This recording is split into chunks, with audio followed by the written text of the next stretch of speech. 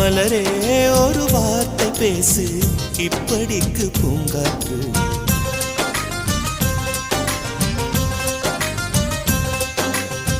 காற்று வந்து காது கடித்தும் இன்னும் என்ன மௌனமோ